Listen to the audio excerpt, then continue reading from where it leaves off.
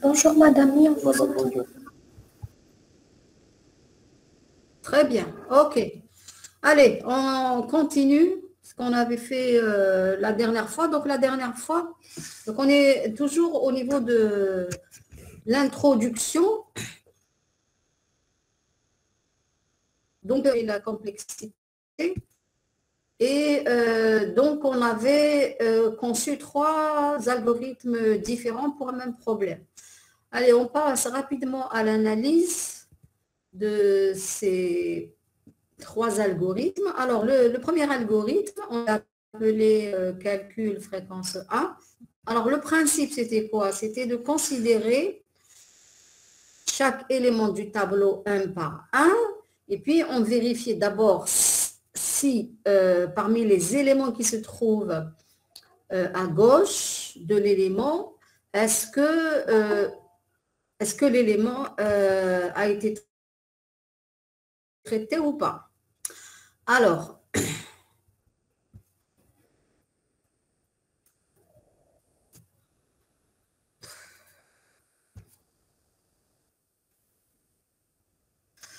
si on le trouve à gauche, ça veut dire qu'il a été déjà traité. Donc, on va, dans le cas où on ne le trouve pas, ça veut dire que... Non, si on le trouve, ça veut dire qu'il a été traité. Donc, on ne va pas aller à droite, donc on ne va pas calculer la fréquence, on l'avait déjà calculé.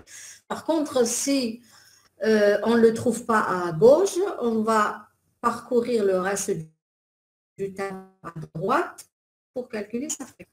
Voilà. Donc, maintenant, comment calculer la complexité?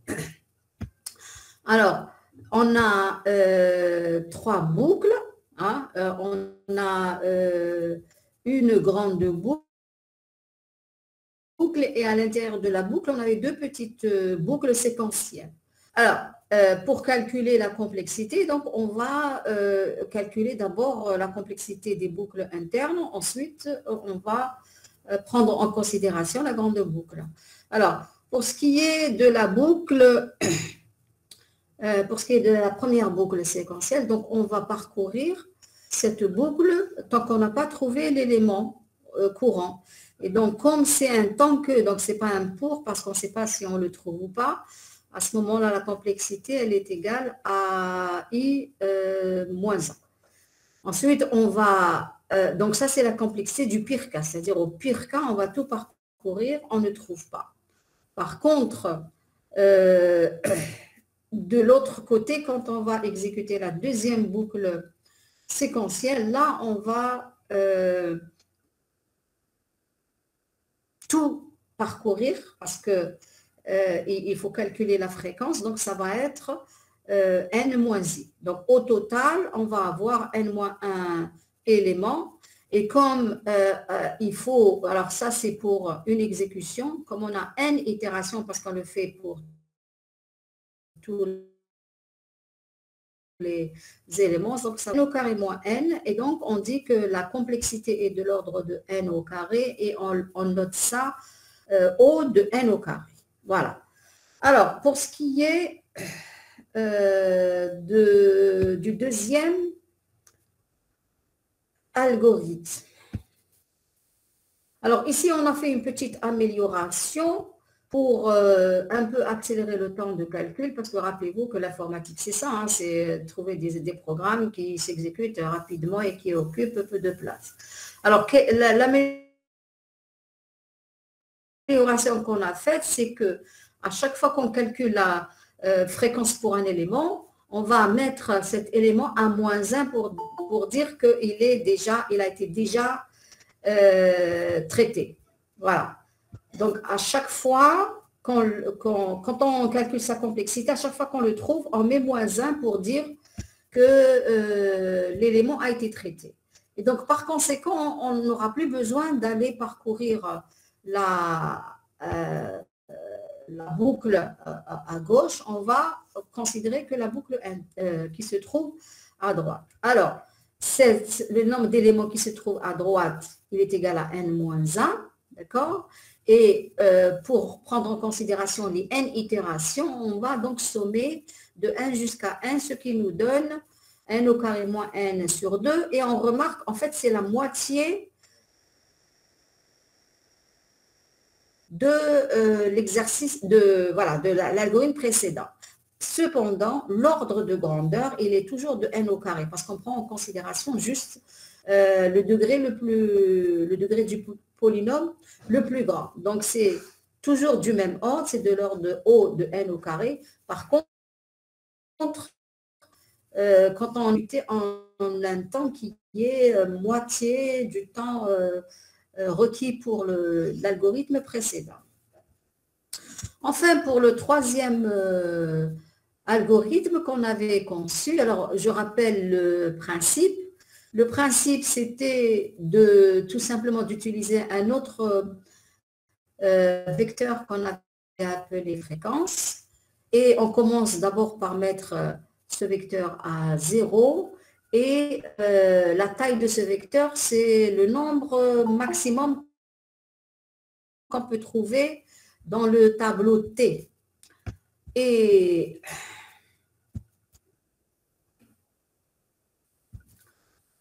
donc, qu'est-ce qu'on fait après? Après, quand on va parcourir T, chaque fois qu'on trouve un élément, on va directement accéder avec cet élément au niveau de fréquence et on incrémente la fréquence. Ce qui nous donne au total, quand on va calculer la complexité, donc d'abord, on a mis à 0 tout le vecteur fréquence, ce qui nous donne une complexité en haut de max, parce qu'on parcourt en fait tout le vecteur. Ensuite, un deuxième calcul pour les fréquences. Donc ça, c'est lorsqu'on va parcourir le tableau T pour calculer les fréquences. Donc ça nous fait une complexité en N, en O de N. Et bien entendu, vers la fin, on va imprimer les résultats. Pour imprimer les résultats, il va falloir parcourir tout le vecteur fréquence. Et donc, la complexité est en O de max. Donc, au total, on a max plus n plus max. Ça nous fait 2 fois max plus n. Et donc, ça reste de l'ordre de max, parce que max est supérieur à n ici. Voilà. Donc, nous avons vu 3 exemples. 3 plutôt algorithmes pour résoudre le même problème. Alors, si on fait un récapitulatif, on va avoir ce tableau-là. Donc, on a les 3 algorithmes. Alors, le nombre d'exécutions exécutées au pire cas. Donc, pour le premier algorithme, on avait trouvé n au carré moins n. Donc, c'est de l'ordre de n au carré. Pour le deuxième, on avait trouvé la moitié du temps précédent. Donc, c'est n au carré moins n sur 2, c'est déjà pas mal. Hein? Donc, on a fait juste une petite amélioration qui nous a fait gagner quand même la moitié du temps. Et par contre, l'autre, il est toujours de n au carré. Le troisième algorithme, on a vu que ça nécessite 2 fois max plus n. Et donc, l'ordre de complexité, c'est max. Et donc, normalement, c'est beaucoup mieux que les 2 précédentes parce que c'est linéaire, alors que les 2 premiers, c'est de l'ordre de n au carré. C'est une puissance de 2. Bon, on peut résumer de cette manière-là.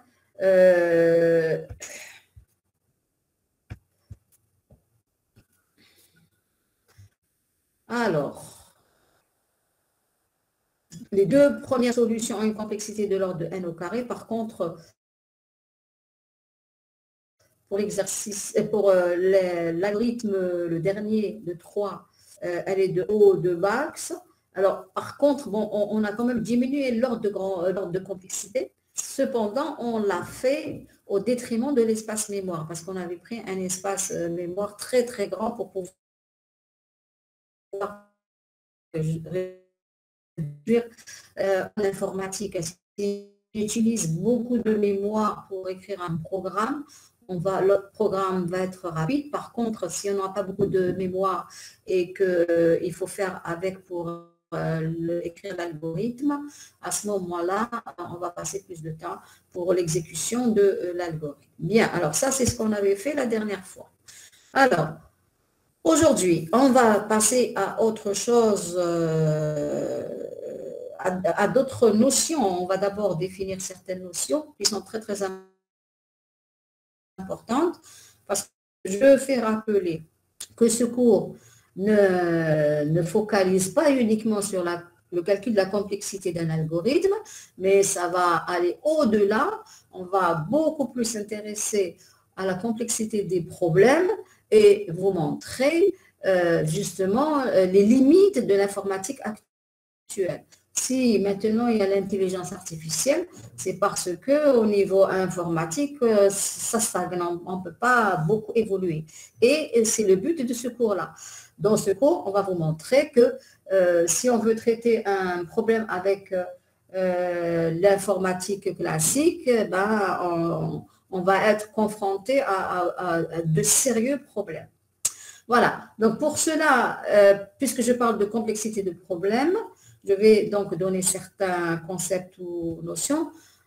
Première des choses, il faut décrire le problème dans sa globalité. Alors, pour décrire le problème, je le décris avec deux notions. Je vais décrire la donnée du problème de manière générique et puis je décris bien sûr le traitement à faire parce que n'oubliez pas qu'un algorithme, c'est avant tout un traitement qu'on fait sur des données. Alors, puis il y a le concept d'instance de problème. Alors, dans l'instance de problème, donc, ce qui change, c'est la donnée. Donc, ça ne va plus être une donnée décrite de manière générique, mais ça va être une donnée concrète. Donc, on va voir des exemples par la suite. Et puis, la notion aussi la plus importante, c'est la taille du problème. Parce qu'on va mesurer un algorithme en fonction de la taille du problème. Alors, la taille de problème en termes de variables et de paramètres. Donc, on vient déjà de voir un exemple quand on prend un vecteur, la longueur de ce vecteur Cn, c'est la taille du problème. D'accord? Alors, description d'un problème. Donc, généralement, c'est une paire, données, questions. Alors, un exemple, je prends un exemple très simple, le problème de tri, parce qu'on a tout un chapitre sur les problèmes de tri. Pourquoi les problèmes de tri? Un chapitre pour les problèmes de tri, parce que tout simplement, on les utilise énormément dans beaucoup d'algorithmes. Un exemple, je suis en train de faire le cours de data mining en S3. Dans beaucoup de tâches de data mining, classification ou autre, on a besoin d'abord, la discrétisation, on a besoin d'abord de trier ces données avant de faire le traitement. Donc, vous voyez que c'est très important. Alors, si dans un algorithme, on va incorporer un tri, il faut vraiment que ce tri se fasse très, très rapidement pour que le programme, de façon générale, soit rapide. Alors, un tri, donc il s'agit de n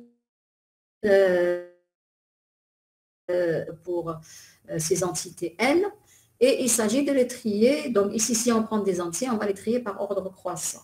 Donc, vous voyez bien que la donnée ici, je n'ai pas donné des valeurs 10, 20 ou tout ce que vous voulez, mais je les décris de manière globale, un ensemble de n nombre donné. Et n, c'est donc la donnée. Et la question, je la pose aussi sur cette donnée-là, trier les n nombres entiers par ordre croissant.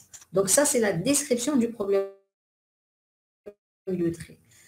Un autre problème serait le problème du voyageur de commerce, qui est beaucoup plus compliqué et auquel on s'intéresse énormément, surtout de nos jours, parce que c'est un problème qui fait partie de la problématique du transport, tout simplement. Et donc, vous savez que le transport, c'est très important de nos jours parce que les gens, par rapport aux années ou décennies précédentes, voyagent énormément.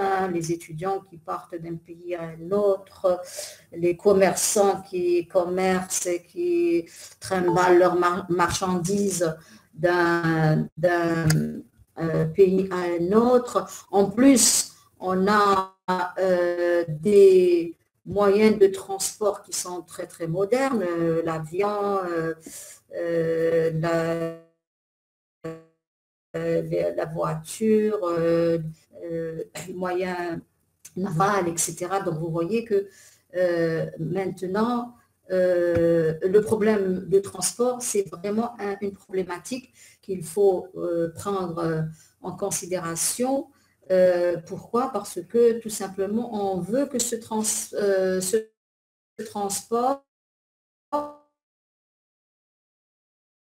se fasse simplement, se déplacer rapidement, surtout lorsqu'on a de grandes distances à parcourir. Voilà. Alors, comment se définit le problème du voyageur de commerce? J'ai une donnée. Alors, la donnée, j'ai une ville. Alors, ça, c'est un cas particulier de transport. Hein. Ce n'est pas tous les transports qui sont définis de cette manière.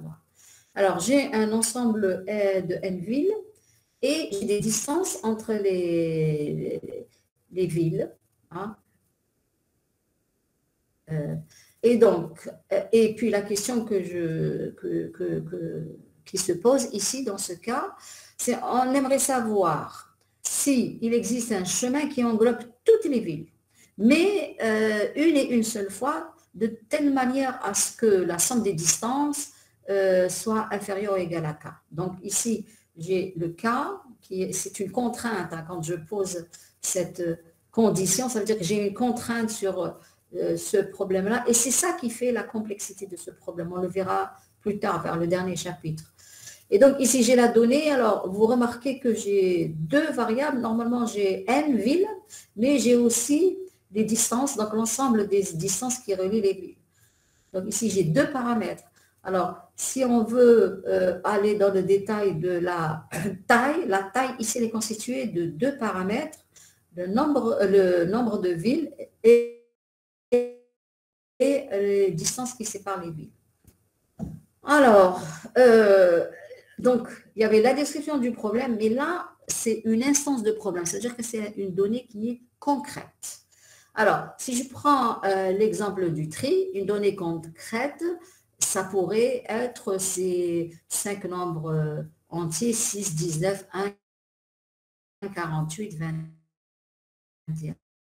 Donc là, vous voyez la différence entre, de manière générale.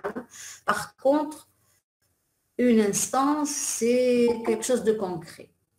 Et puis la question, donc, c'est trier les 5 nombres par ordre croissant.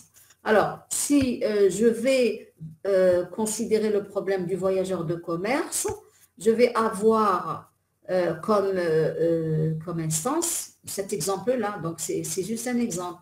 Donc, j'ai des villes comme Alger, Oran, Constantine, Annab, et puis à l'intérieur, donc j'ai la matrice d'adjacence qu'on va voir aussi dans un des chapitres qui vont suivre. Et donc ici, c'est la distance qui sépare les villes. Donc Oran, Alger 420, etc., etc. Donc ça, c'est une instance du problème du voyageur de commerce. Et la donnée, donc comme je l'ai expliqué tout à l'heure, ça se fait de manière générale. Alors la taille, donc on a vu ça. Hein. Donc pour le tri, ça va être N. Pour le TSP, ça va être N. Et puis les routes, hein, M routes qui séparent les villes. Bien. Donc ça, ce que je viens de vous décrire ou de définir, c'est des notions qu'on verra, qu'on va reprendre hein, vers le dernier chapitre, parce que quand on va parler de la complexité des problèmes, on va utiliser ces notions-là, à savoir surtout la taille et puis la description du problème, parce que on décrit un problème pour lui trouver un algorithme. Et donc, on va calculer la complexité et par rapport à la complexité, on va déduire un peu la complexité du problème à résoudre.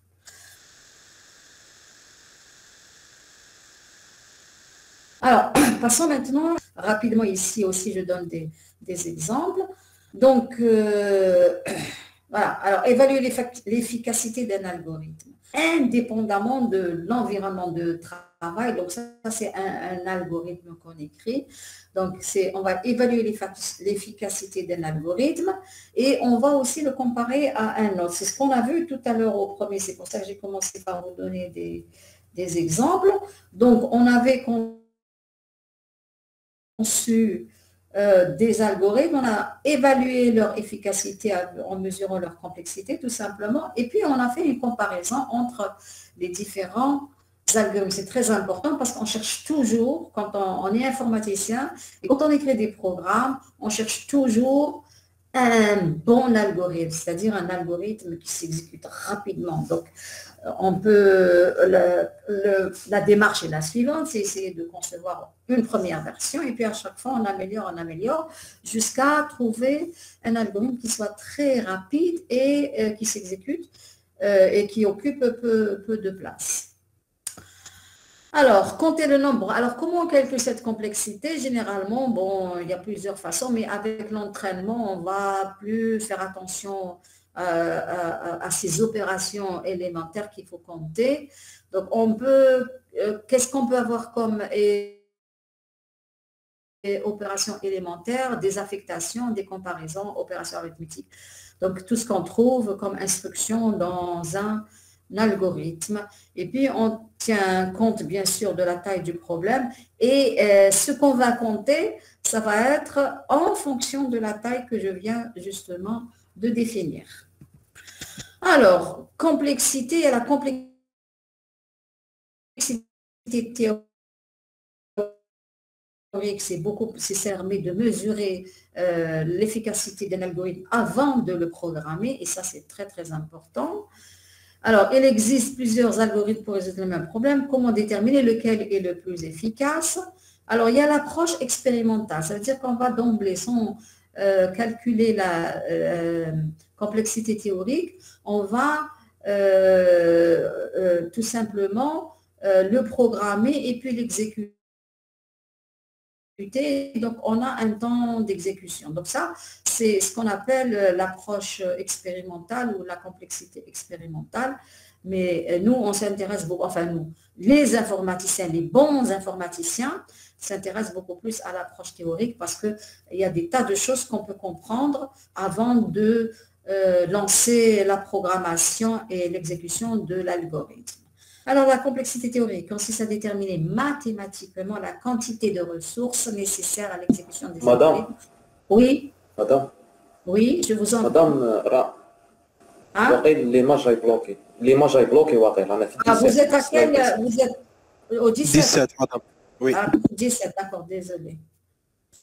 Alors, au Hegda, la conf 18. Oui, madame. Ok, très bien. Alors, donc, j'ai dit, on peut mesurer soit la complexité expérimentale. Donc, ça, c'est carrément programmer, c'est ce que vous avez l'habitude de faire, programmer et puis comptabiliser le temps d'exécution.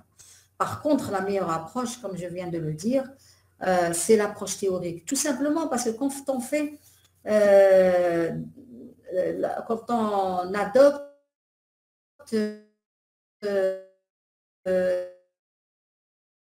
le programme nécessite beaucoup de temps, 1 heure, 2 heures, 3 heures, et puis à la longue, on a marre d'attendre, et donc ça peut bloquer. Donc c'est pour cela qu'il est au préalable important de le mesurer théoriquement avec les mathématiques, avec cet outil, ce langage universel. Il ne faut pas oublier que les mathématiques, c'est la base de toutes les sciences. Toutes les sciences s'expriment avec les mathématiques.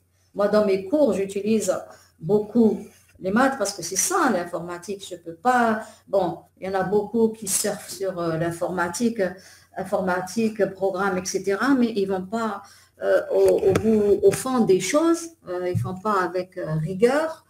Et parfois, donc, ça, c'est un travail qui manque de rigueur. Alors, ce matin, j'ai donné un cours en data mining. Ben, j'ai utilisé beaucoup de statistiques. Donc, dans tous mes cours, je fais asseoir mes cours sur les mathématiques, chose qui devrait se faire pour toutes les sciences, pas uniquement en informatique. Donc, ici, dans ce cours qui est fondamental, c'est l'analyse mathématique. Et puis, par exemple, dans le data mining, c'est beaucoup plus les statistiques et autres, probastat. Alors, ici, donc, on va mesurer avec une fonction mathématique, hein, tout simplement, et ça va être en fonction de la taille des données, donc la taille que je viens de définir. Donc, estimer l'efficacité d'un algorithme avant même de le programmer, c'est très important. Comparer entre les algorithmes, quelle que soit la taille des données.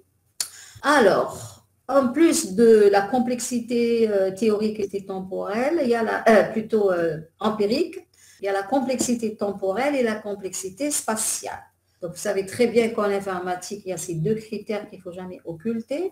Quand on fait du développement, on s'intéresse au temps d'exécution du programme et à l'espace mémoire qu'occupera le programme. Et donc, avant de le programmer, on va calculer la complexité temporelle, donc c'est la complexité du temps d'exécution, et puis la complexité spatiale, c'est la complexité de la mémoire. Combien de places mémoire est nécessaire pour exécuter le programme. Donc la complexité en temps permet d'estimer d'une manière formelle le temps d'exécution d'un algorithme. Oui. مازال في 18. Ah, comme fait 18. Ah oui, c'est vrai que j'ai pas avancé. Oui, désolé. Alors, voilà, il faut que je fasse à chaque fois ce travail. Voilà.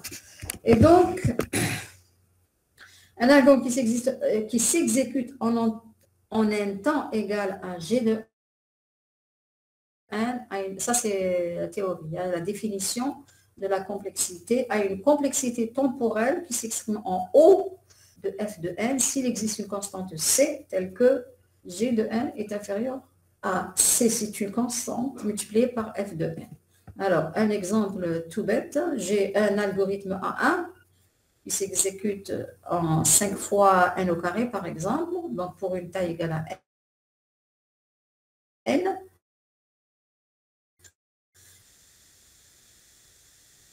On dit que l'algorithme O de n au carré, tout simplement parce que je peux avoir une fonction g de n qui est inférieure à c de f de n, donc c'est cette définition-là, et 5 fois n au carré, elle est bien inférieure à 6 fois n au carré. Donc ça, c'est juste un exemple. Mais de manière générale, ce qu'il faut retenir, c'est que la complexité s'exprime avec le degré du polynôme le plus grand. Bien sûr, quand on a affaire à un polynôme, ça peut être aussi une autre fonction mathématique.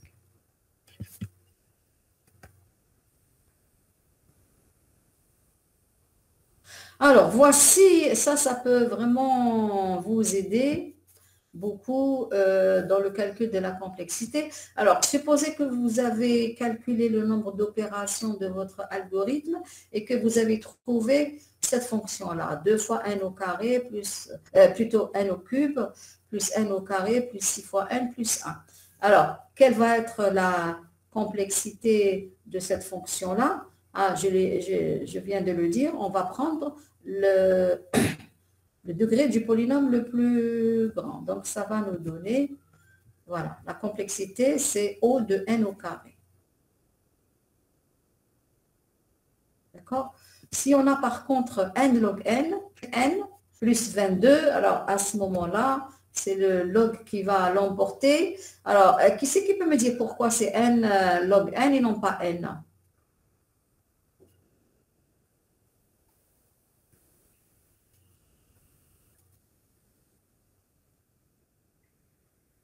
باسكو log n كبير على 5.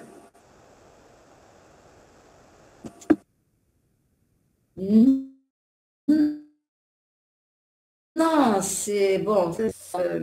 l'esprit de la réponse, mais ce n'est pas exact ce que vous avez dit. Parce que, alors ici, pourquoi j'ai pris n au cube et pas n au carré ou n?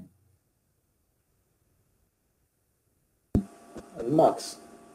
Max, parce que n au carré est plutôt n au cube est supérieur à n au carré. Alors, il faut faire la même chose ici. Alors, pourquoi c'est n log n et non pas n tout court?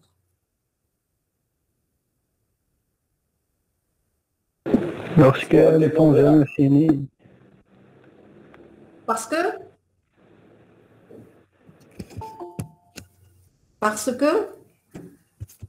Parce que n log n est égal à log n au n.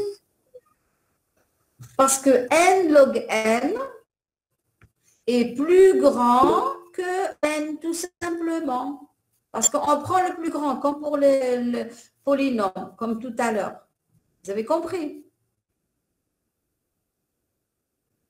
Alors, je répète.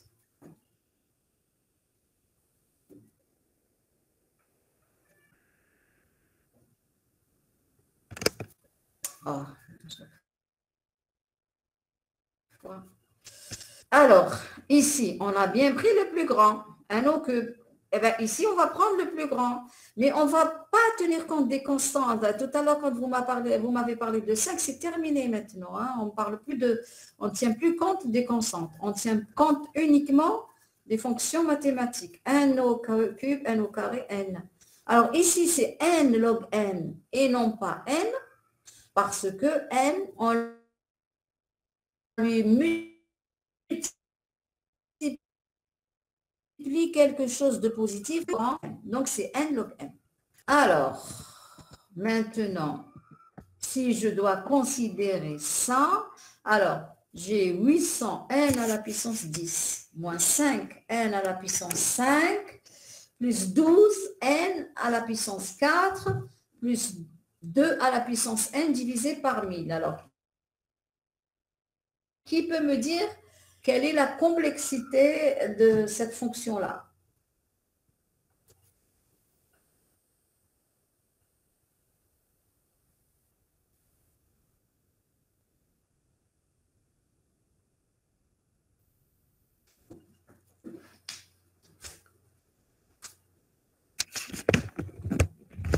Alors, c'est O de 2n au carré. 2n. De puissance 1 plutôt. Pardon. Ah, voilà, d'accord. Très bien. Très bien. Pourquoi 2 puissance n? Parce que dans le pire des cas, 2 puissance n augmente plus que 1 puissance Voilà. 10. Très bien. C'est exponentiel. C'est exponentiel, ça croît très, très, très rapidement. Et tout le problème, justement, qu'on va voir le long de ce cours, c'est ces complexités exponentielles. Donc ici, ce n'est pas n à la puissance 10, c'est beaucoup plus 2 à la puissance 1. Ça, c'est très important. Quel que soit le nombre, par exemple, ici, on le diminue, on le divise par 1000, ça ne change rien du tout.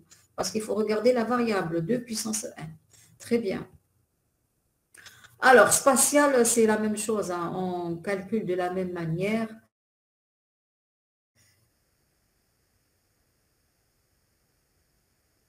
L'espace. Alors, ça aussi, c'est quelque chose d'important à savoir. On va le reprendre. Oui, ah oui, pardon. Toujours le même problème. Alors, donc on était là. Ça, j'ai dit, c'est pas la peine. Bon, c'est la même chose. Hein. Tout ce qu'on a dit sur la complexité temporelle s'applique à la complexité spatiale. Exactement de la même manière. Alors, ensuite, spatial, c'est important. Je donne juste un exemple. L'exemple d'un arbre binaire balancé. Balancé, ça veut dire qu'il y a autant de nœuds à droite que de nœuds à gauche. Alors, au second semestre, on va beaucoup plus travailler la recherche en profondeur d'abord et la recherche en largeur d'abord. Alors, quand on fait la recherche en profondeur d'abord, on va comme ça. Hein. Vous voyez les nœuds qui sont en rouge. Donc, on démarre à partir de la racine et on descend. Et on descend quand on cherche, par exemple, une valeur donnée. Et quand on arrive ici et qu'on ne l'a pas trouvé, on va passer ici à 14. Ça nous fera 1, 3, 7, 14. Si ça ne marche pas, on va remonter dans l'arborescence, etc. Et donc, vous voyez qu'à chaque fois, et puis on ne garde plus ces nœuds qui sont déjà visités. Donc, à chaque fois, on a juste une branche. Et une branche, vous voyez que ce n'est pas énorme. Donc, si j'ai n éléments,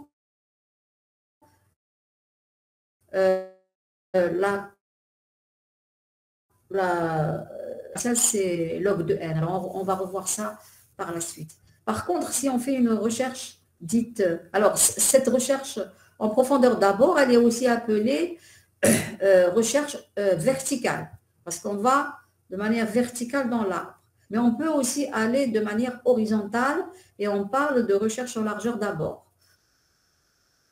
Donc on a 1. Ensuite, on va visiter les nœuds du niveau suivant, 2, 3. Ensuite, 4, 5, 6, 7. Même si on va, au niveau de la mémoire, on va supprimer tout ça, à chaque fois qu'on a un niveau, il faut le multiplier par 2 pour avoir le niveau suivant. Et donc là, vous allez voir que c'est un nombre qui est exponentielle, tout simplement parce qu'à chaque fois, on multiplie par 2. Et donc, voici un exemple. Alors, si on fait de la recherche dans un arbre, il est préférable de faire une recherche à la verticale qu'une recherche à l'horizontale, parce que l'horizontale, ça va vous prendre toute la mémoire de votre PC et ça va exploser. C'est des choses qu'on va, j'espère que vous allez les retenir pour la second semestre, mais bon, c'est des choses aussi qu'on va reprendre dans le détail. Alors,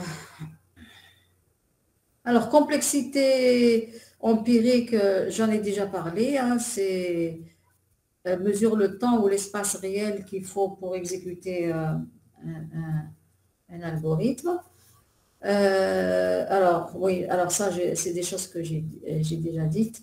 Donc, contrairement à la complexité théorique, la complexité, c'est vraiment important, hein, parce que quand vous allez exécuter un programme, tout dépend de la machine. Si vous avez une machine très puissante, le temps d'exécution va être court. Par contre, si vous avez une machine qui n'est pas très performante, à ce moment-là, votre programme, il va passer plus de temps. Donc, vous voyez que quand on mesure de manière empirique, et bien là, il faut tenir compte des caractéristiques de la machine. Par contre, quand on calcule la complexité théorique, on ne cherche pas à comprendre sur quelle machine on va exécuter. On a juste l'algorithme et on essaie de l'analyser et de mesurer sa complexité. C'est tout. Une fois qu'on a la complexité, on aura une idée sur le temps d'exécution réel. Alors, il y a les caractéristiques de la machine, mais il y a aussi le langage de programmation. Ça dépend aussi du langage de programmation. Ça, c'est la complexité empirique. Et bien sûr, on ne peut pas avoir des résultats pour les données de très grande taille. Ce n'est pas possible. Alors, ici, je donne juste un exemple pour que vous puissiez comprendre qu'en fin de compte, si on essaye d'avoir une meilleure performance pour la machine, ça va presque rien résoudre comme problème. Par contre, si on fait des efforts pour améliorer l'algorithme comme on l'a fait la première fois, là, on peut gagner énormément de choses. Et donc, cela, je vous le montre sur cet exemple-là. Donc, ici, on a 6 programmes, algorithmes à 1 jusqu'à A6. Et ces algorithmes sur deux machines différentes, M1 et M2.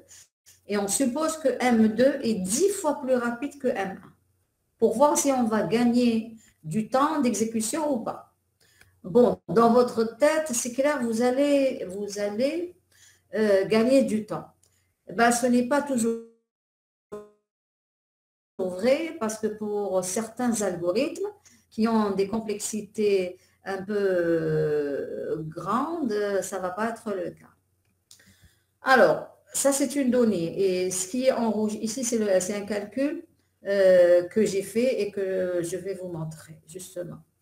Alors, je suppose que j'ai un algorithme A1 avec une complexité de l'ordre de log en base 2 de n. Donc, on parle de complexité logarithmique. Alors, cet algorithme, il est capable d'être traité par la machine M1, de traiter par la machine M1 une quantité de données qui est égale à S1.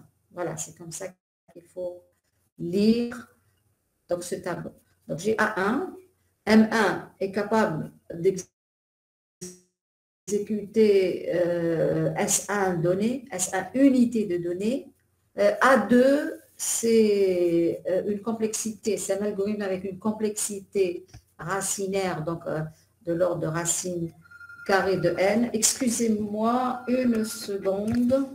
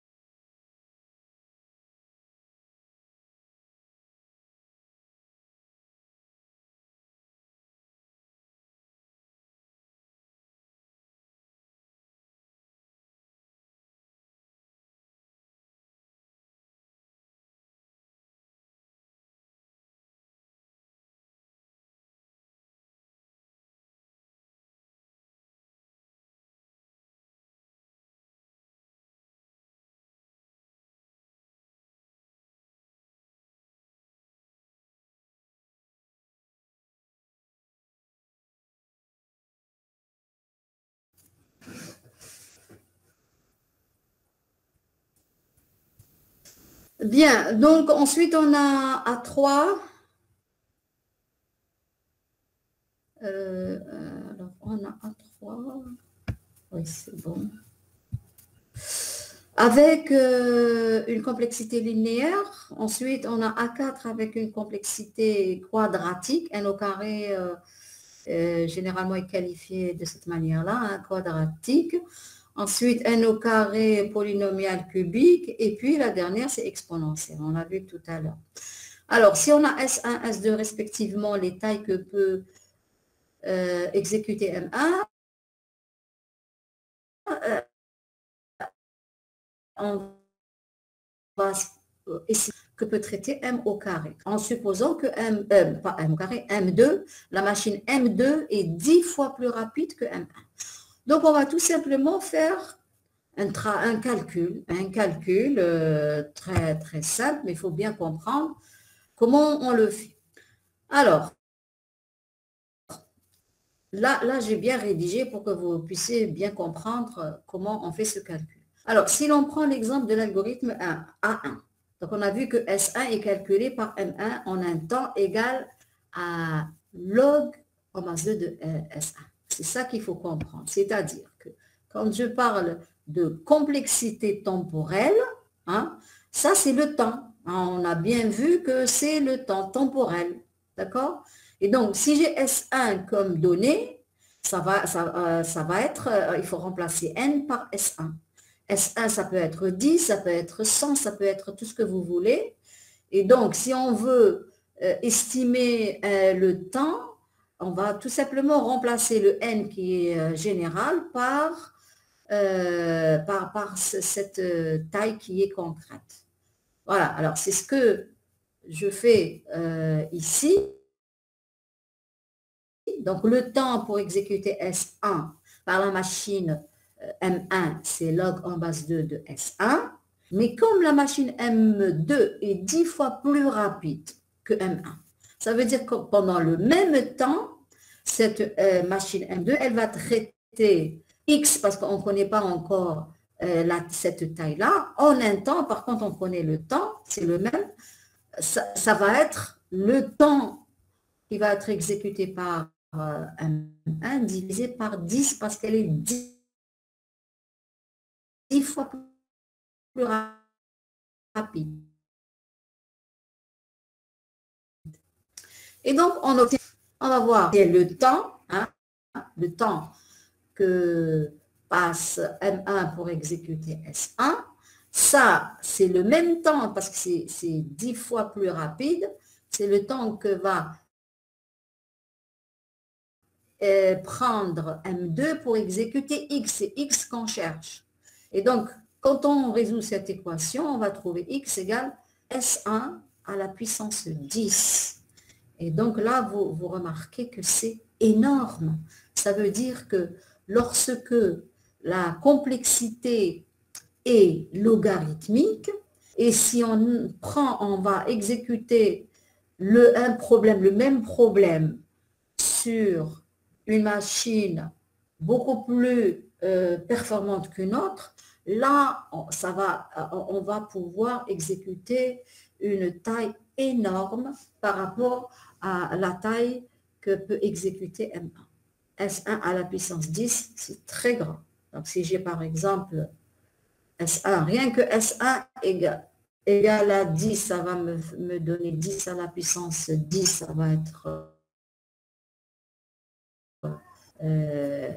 à quoi est égal 10 à la puissance 10?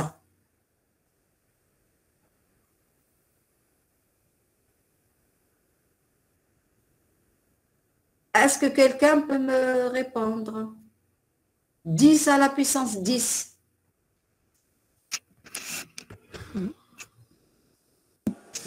Des milliards, voilà. 10 milliards. 10 milliards. Pourquoi? Parce qu'on a combien de zéros?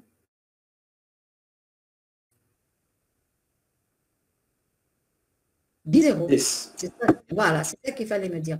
Si je fais S1 à la puissance 2, je vais avoir 2 zéros, 100. S1 à la puissance 3, ça va me donner 3 zéros, ça fait 1000.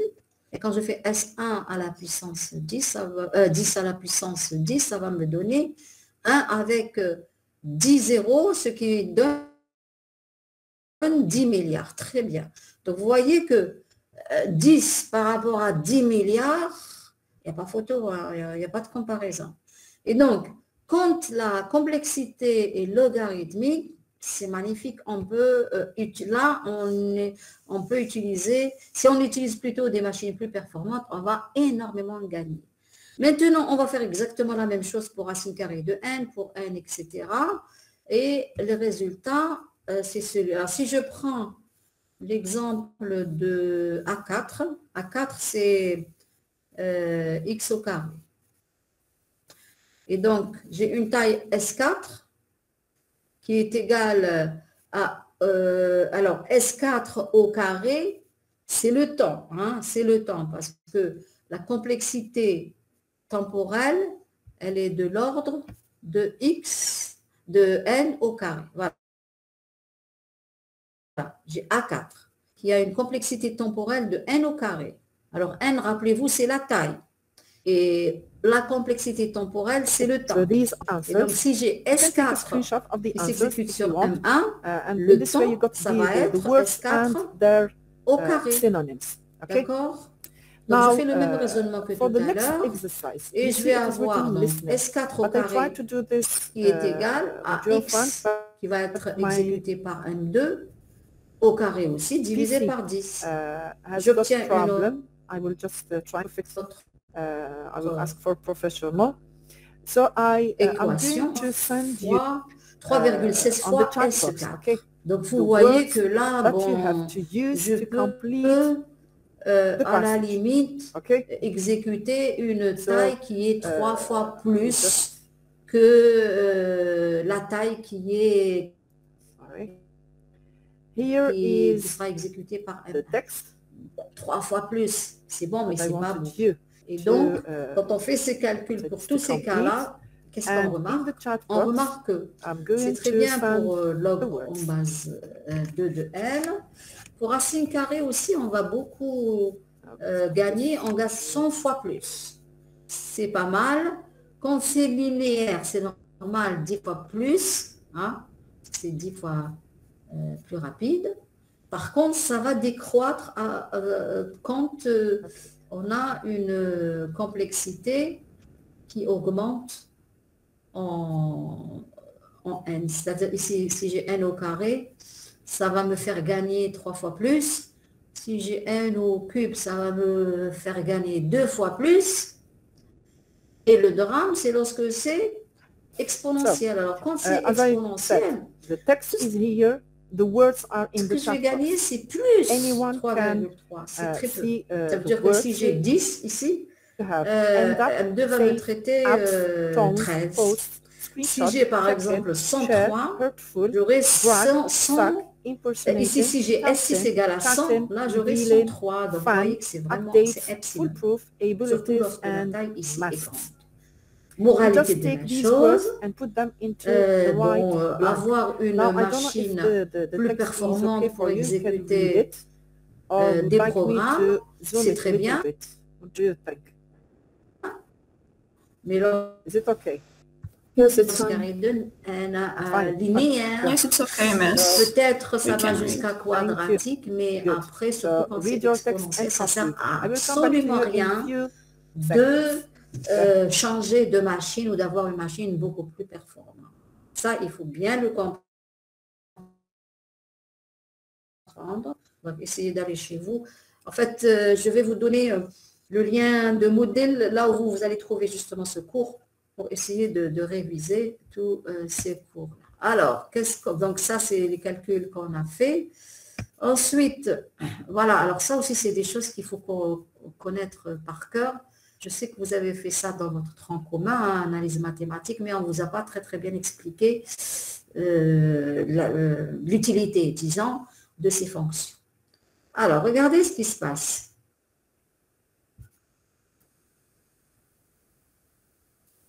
Comparaison entre les types de complexité. Supposez que j'ai un graphe ici. Donc, ici, au niveau des abscisses, j'ai la taille, j'ai n en unité. Donc, j'ai la taille égale à 1, la taille égale à 2, etc. Voilà, ce n-là. Et puis, par là, j'ai la complexité. Alors, quand il s'agit de la complexité logarithmique, vous voyez que c'est presque nul, c'est très bas. Donc, ça, c'est super, c'est magnifique. Donc, ça va être très rapide, la complexité. Quand c'est racinaire, racine carrée de n, c'est un peu plus grand que le logarithme, mais c'est encore mieux. Enfin, c'est encore bien, plutôt. Quand c'est linéaire, c'est une droite, c'est encore pas mal. Donc, on peut vraiment travailler avec un programme ou un algorithme de complexité linéaire. Alors, regardez ce qui se passe lorsque c'est polynomial. Lorsque c'est polynomial, la complexité augmente. Ça veut dire que... Alors, on remarque qu'elle augmente beaucoup plus pour les grandes tailles, hein, pour 5. Hein. Pour 5, ça augmente beaucoup plus que pour 4, que pour 3, etc. Et malheureusement, quand j'ai l'exponentielle, là, ça va exploser. Regardez, rien que pour 5, qu'est-ce que ça va me donner? Un écart terrible. Donc, un temps d'exécution très, très, très grand. Et parfois, ma machine ne peut pas exécuter le programme. Elle s'arrête, elle bloque, et on parle d'explosion combinatoire. Alors, voilà, on parle de combinaison, Is it okay? d'explosion Have you finished? combinatoire, ça veut dire que je peux plus, c'est impossible d'exécuter le Not yet. programme sur la Okay. machine. Not yet. Okay, few minutes. Go ahead. Alors, rapidement, je termine avec cette histoire d'explosion combinatoire. Donc, imaginons, oui, alors ça, c'est expliqué de manière très, très, très simple, mais ça explique justement juste l'exponentielle 2 fois n. Alors, si j'ai n, alors n égale à 1, c'est vrai ou faux, donc j'ai deux possibilités. Quand j'ai n égale à 2, j'ai 4, etc. Hein. Ensuite, 3, c'est 8. Tout ça, c'est les 2 puissance n. Par contre, quand c'est 2 puissance n, alors qu'un système de n variable, plutôt, on aura z à la puissance n état, ce qui est explosif. Alors, je vous le montre sur l'exemple du voyageur de commerce. Rappelez-vous, on l'avait défini tout à l'heure. Donc ici, on a une instance. Hein, j'ai Alger au rang, l'instance que je vous ai montré tout à l'heure. Alors, ici, ça ne va pas être une complexité exponentielle. C'est de l'exponentielle, mais indirecte. Alors, regardez le problème du voyageur de commerce. Supposez que je commence à partir de... Voilà, on va regarder ça de près. Alors, voilà ce qui se passe. Donc, j'ai Alger, Oran, Annaba, etc. Et le voyageur de commerce, il veut passer par toutes les villes une seule fois, de manière à ce que l'ensemble des distances soit inférieur à k. C'est comme ça qu'on avait défini le programme. Donc, supposez qu'il commence par Alger. Ensuite, voilà ce qu'il va faire comme chemin.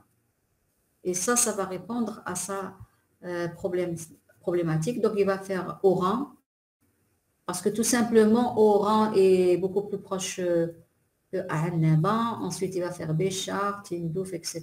Donc là, ça répond. Il passe une seule fois par toutes les villes et il revient à Alger. Alors, ça, c'est facile à voir, mais si on veut évaluer le nombre de solutions au total, quand il est à Alger, il peut passer par Oran, il peut passer par Annaba, il peut passer par Batna, etc. Okay? Donc, ça fait combien de chemins possibles à partir de d'Alger? Alors, supposez que j'ai n villes. Il peut aller à Oran. Très bien. N-1, très bien. Donc, une fois qu'il est sur Alger ou sur un sommet, une ville, donc il a le choix pour aller vers les n-1 villes qui restent. Ensuite, une fois qu'il est sur une ville, qu'il a pris un chemin, il va lui rester encore n-2 possibilités, etc., etc. Et donc ça va faire une complexité de n-1 factoriel, parce qu'à chaque fois, on diminue d'une ville, donc ça va être n-1 multiplié par n-2 multiplié par n-3 jusqu'à 1. Donc ça va faire n-1 factoriel. Donc ça, c'est le nombre de chemins candidats. Bon, ici, on divise par 2 parce que c'est un graphe qui n'est pas orienté, donc j'ai la possibilité de revenir vers les villes. C'est pour ça qu'on divise par 2. Et n-1 factoriel, c'est une très grande valeur. C'est avec certains théorèmes comme Fourier, on peut très bien convertir ou trouver une approximation qui va être exponentielle. Alors, la modélisation, donc j'ai V, le nombre de villes, E, c'est les routes, et C, c'est le coût, c'est une distance, c'est un temps, ça peut être beaucoup de choses. Alors, qu'est-ce que... Voilà, alors ça, c'est juste pour vous sensibiliser à cette question de la complexité. Alors, supposez que j'ai 5 villes. Le nombre de chemins, c'est n-1, donc ça fait 4 factoriels divisé par 2, ça va me donner 12. Alors, supposez que j'ai une machine qui me calcule ces ces temps-là et que j'ai 1 microseconde par unité par chemin. Donc, si j'ai 5, je vais avoir 12 blank microsecondes. Déjà, quand je passe à 10 et que je calcule le 9 factoriel divisé par 2, on va trouver ce nombre-là, 180 440. Et si on multiplie par les microsecondes, ça va nous donner 0,18 secondes. Si j'ai 15 villes, ça va me donner ce nombre de chemins candidats. Vous voyez que c'est énorme. Et à ce moment-là, ça va passer à 12 heures. C'est-à-dire que ma machine, mon PC, il va prendre 12 heures pour calculer tous ces chemins-là lorsque le nombre de villes est égal à 15. Pourquoi on calcule tous les chemins? Parce qu'on veut chercher de manière exhaustive la solution. Donc, une fois qu'on a calculer les coûts de ces chemins-là, on va prendre la plus petite. Sherifa. Alors, et vous voyez comment ça augmente. Si j'ai 20 villes, ça va me faire 19 000 siècles de temps d'exécution. Alors, 19 000 siècles, la personne va vivre ce temps-là pour attendre son PC pour exécuter tout ça. Alors 25, ça va être... They are checking their friend statues, chatting, posting... On est bloqué sur Oui, ça c'est... Alors ça, vous arrivez à voir... Ok, voilà. Hein? Oui, je termine. Je sais, je termine justement. Parce que j'ai commencé avec l'explosion combinatoire. Donc ici, par exemple, je dis que si j'ai 5 villes, je vais avoir besoin de 12 microsecondes de temps. Si j'ai 10, ça va être 0,18 secondes. Si j'ai 15 villes, ma machine peut toujours exécuter, je peux attendre 12 heures. Par contre, si le nombre de villes est égal à 20, 25 et 30, là, ce n'est pas possible. À l'échelle humaine, on ne peut pas attendre tout ce temps pour avoir tous les chemins candidats. Donc, vous voyez, la complexité, c'est quelque chose quand même de très important auquel il faut faire attention. Malheureusement, il y a beaucoup d'informaticiens qui ne sont pas sensibles à cette question et qui programment des algorithmes exponentiels, qui programment des algorithmes linéaires. Voilà, donc là, je vais m'arrêter ici, d'accord, et on va reprendre, il ne reste pas normalement beaucoup de choses pour terminer ce chapitre qui est très important, le premier chapitre. Ok, donc je vous dis au revoir et puis à la prochaine fois. Je vais vous envoyer le lien qui va vous permettre d'avoir justement le lien sur Moodle, afin d'avoir le support de cours. Allez, bon courage. Okay, it means what you should do, what you must do before going online or before posting anything. Good. This is Ikram.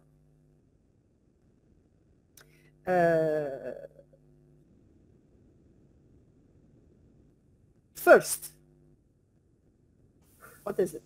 Can I answer, Miss? Sonia? Yes, of course. First, use private most websites and applications. That's it.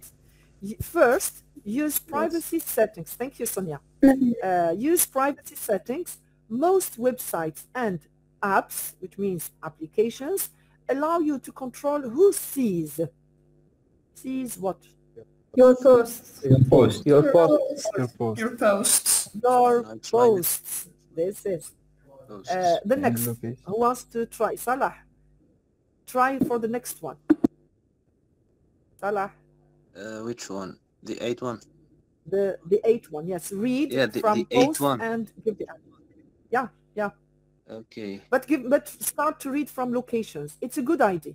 Okay, start from here.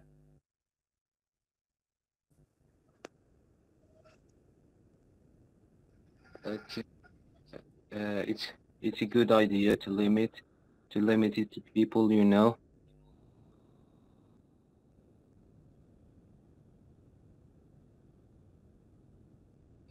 Yeah. Next. Salah. Can you hear me, miss? Yeah? Yeah. Can you hear me? Because Yes, we are hearing you. Go ahead. No, it's okay. Go ahead. Yeah. Next, think before you post. Even the best privacy settings aren't we could say What? aren't safe. Aren't safe. How Yes. a setting, how parameters can be safe?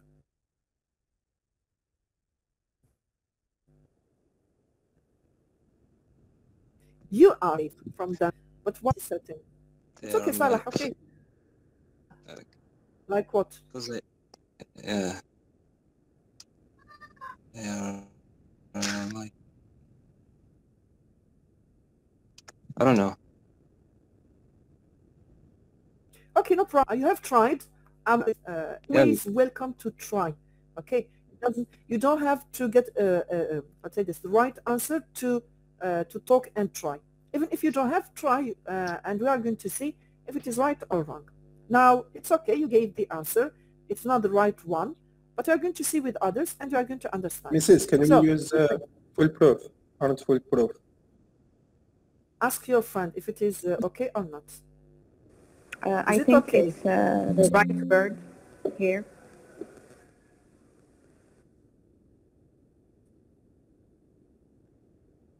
Okay, Ikram is with you, Ibrahim. The first who said. Do you agree with Ibrahim and Ikram?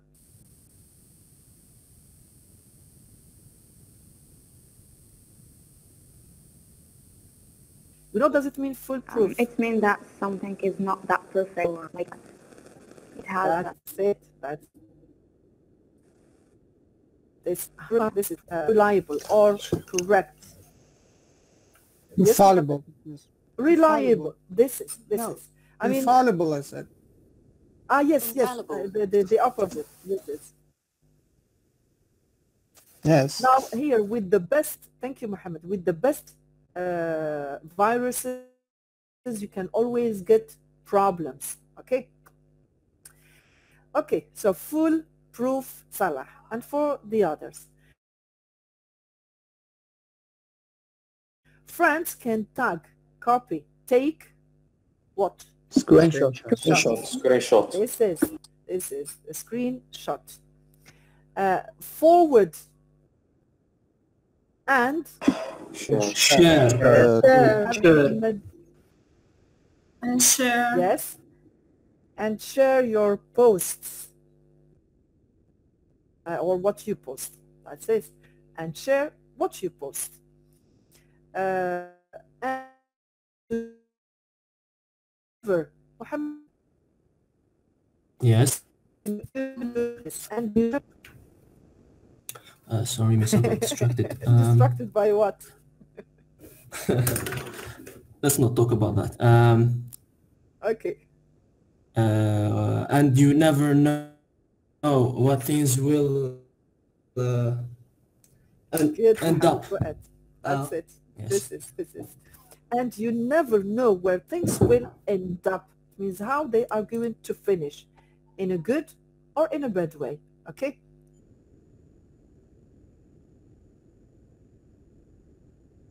So this is, how to say this, in a good, in a bad way. Maybe they are going to use it against you, and so on. So you don't know where things are going to end up. Thank you, Mohammed, for it. Third, who wants to do the next? Me. Mohammed Lamin, go ahead. Be respectful, never forward hurtful messages. Never forward hurtful. That's it, Mohammed Lamin. Never forward hurtful messages. Something that can hurt other people. Okay, especially if, for example, someone sends you an email talking about someone else. Don't forward this message to that person. So you are going to how to say this, make a dispute between those two people or between a group of people. So never forward hurtful messages. And the next one, who wants to do it? And Can I? tempting people. Ibrahim, okay, and then Ayub, okay? Okay. So Ibrahim, go ahead. And tempting other people is a definite no-no. And impersonating, I mean, you don't need to be someone else. Just be yourself. Never take the personality of someone else. And this is the meaning of impersonating. Okay, impersonating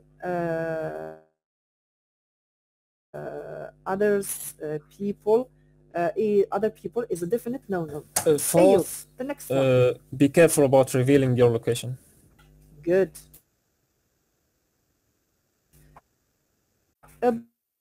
About revealing your location. And do something. Abdul Rauf. Abdul Rauf. Are you here, Abdul Rauf? Abdul Aziz. Abdul Hello, miss, Rauf. can you hear me? Yes, we can. Okay. Go ahead. So can you repeat, please? I had to plug in my mic. Okay, no problem.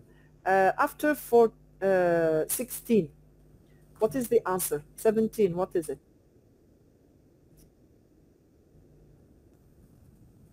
Your text is here and the words are in the chat box. You have fourth, be careful about revealing your location. What is So the next? it's 16 or 17? 16 is okay. We did it. Now the next one. Okay, so 17. Yeah. Okay.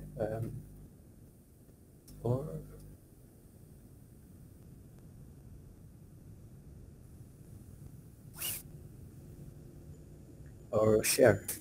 Or share about where you are. Okay. Do you agree? I think it's brag. Or brag. That's it. Who said Which this? one? 16? Or 17. I don't know. I think we have Yes, we were on 15. have Yes.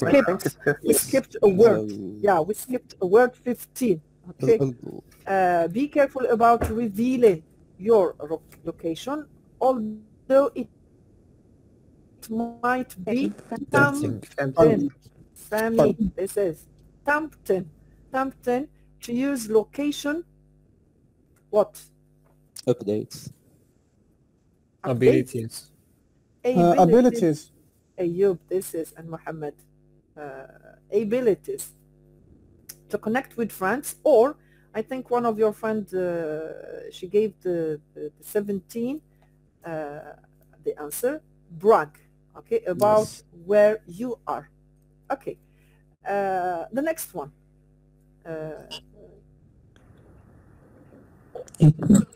Safe.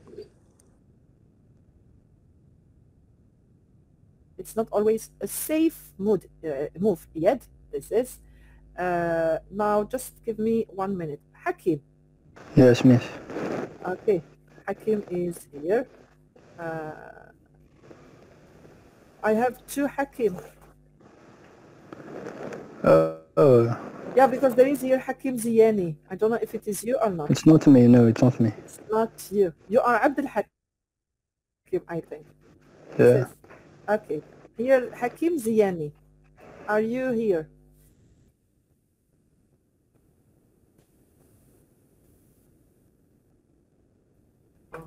So Abdul Hakim, can you give the answer?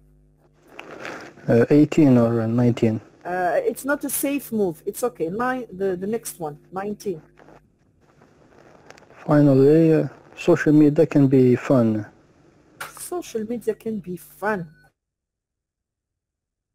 This is, I mean, social media can be a place where you can entertain, we can get fun with your friends and doing a lot of activities on it. It's okay. But it's also what? Sick.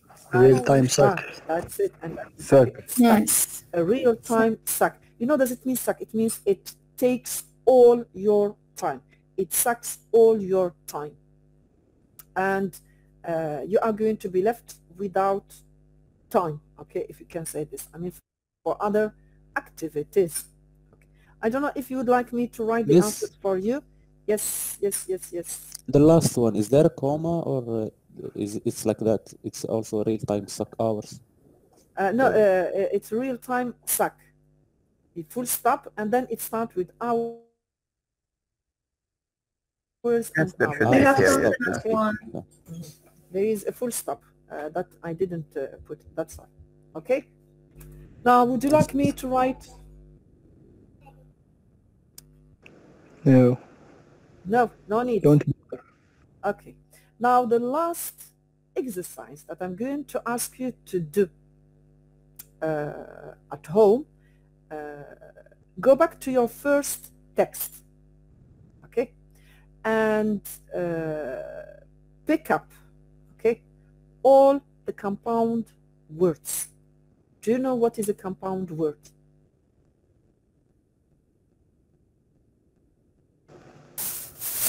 No, I forgot. Oh, no. Miss. A word created by the composition of many other words. Okay. Two this or is- three, generally. This is a compound word is the combination of two words together to make a new word, okay? To make a new word. Now, there are four types of compounds. You have the compound noun, compound adjective, compound verb. I want you to go back to your text, pick up all these compounds and classify them as compound nouns, compound adjectives, verbs, and adverbs. And we are going to meet next time. So when you do this, do it on a Word page so that you can share the answers with your friends, okay? And then we are going to discuss the answers together. Is it okay? Yes. It's okay. Okay. So now, well, as I said, next week, inshallah, we are going to start at 10:20 with the same link that I sent you, that you are always using. And maybe we are going to have more than 1 hour, okay? 1 hour. Well, today I took a little bit of your time. I will try to do the same next time, okay? So that we can finish our program before your exam, okay? So if you got questions, I'm here. If you don't have, thank you so much. See you next week, inshallah. Goodbye. You're welcome. You're welcome. Goodbye. Stay safe. Bye-bye. Lama.